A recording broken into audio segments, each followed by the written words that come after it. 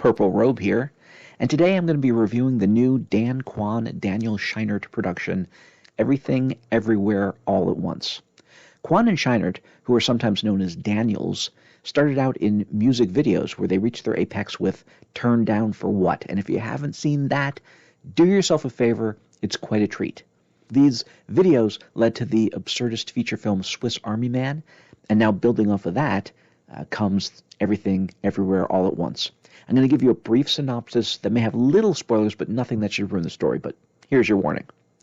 Now, the idea of the multiverse, where there are infinite parallel universes, each created anytime anyone makes an important decision where his or her life could branch in different directions. Each new direction gets its own world, so the possibilities are totally endless. This concept is as old as ancient Greece, seriously, and the term multiverse was coined in 1895 by psychologist William James. It's been referenced in stories from back to Michael Moorcock's Eternal Champion series in the 60s to this year's MCU's newest Doctor Strange debacle, but Everything Everywhere All at Once reminds me more of a really epic Rick and Morty episode. The film centers on Evelyn, a middle-aged woman looking back on the decisions of her life with a sense of deep regret. She and her overwhelmed but very lovable husband, Waymond, own a failing laundromat that they live above.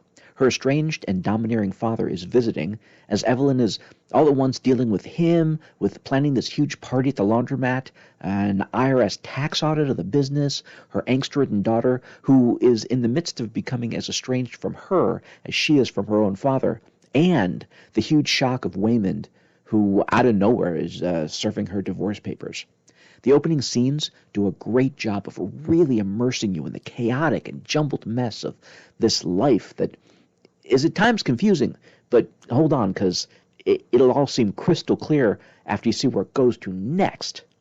You see, in the multiverse, there are umpteen versions of everyone, and in one such universe, there's an Evelyn who has created a way of verse jumping, which is accessing the skills, memories, and bodies even of your parallels around the multiverse.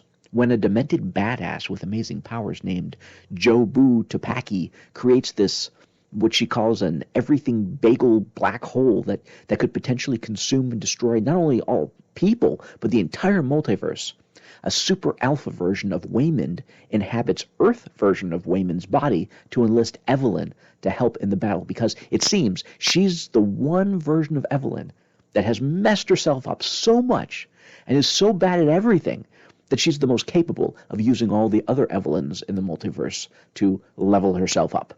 Okay, this movie is definitely different.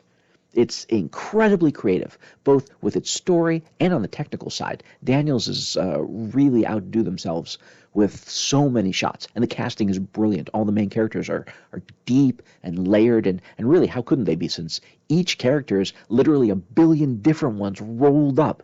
And what these very talented actors do with the material is pretty stunning. Michelle Yeoh, probably known best for her martial arts roles like Crouching Tiger, Hidden Dragon, gives a tour de force. I mean, her performance is it's so real, which is not easy to do when your character is experiencing like really unreal situations. And Ke Huy Quan, who was, Data in The Goonies and Short Round in Indiana Jones and the Temple of Doom, and then he completely stopped acting for 40 years or something. He reprises his art of only doing amazing, iconic roles, as Waymond will surely come to be thought of. He's beyond amazing.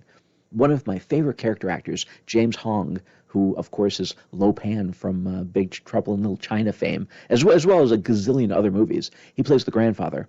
And a very game Jamie Lee Curtis goes way against typecast to nail Deidre. Finally, there's Stephanie Hsu, who's excellent as daughter Joy, really gives in an emotional performance. This film is steeped in themes as diverse as love of family, regret, generational and cultural differences, nihilism. I mean, it really challenges an audience to think not just about the characters and how the themes are affecting them, but how they affect your own life. I'm still not 100% sure how I feel about the movie. But just the fact that I'm still thinking about it, and I know I'm probably going to be thinking about it for a while, that's a great sign. It had me running a gamut of emotions, from the highs and fist-pumping excitement of well-choreographed martial arts battles to raw, gut-wrenching interactions that literally had tears springing to my eyes, like more than once. I did mention that the subject matter, as well as a somewhat confusing premise, was challenging, and while I personally think that is definitely a selling point, at times it might have been a little much to take, as well as the constant switching between English and Chinese. The Chinese was in subtitles.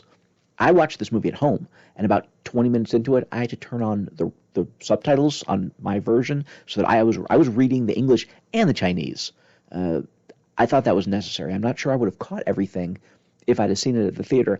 And because of the really cool visuals, this is probably one of the few movies that I would recommend you see on a big screen. So in the end, I honestly believe that, like or dislike, Everything Everywhere All at Once is something that I'm really glad I experienced. It's like going on a roller coaster. Even if you don't enjoy it, you've got that experience.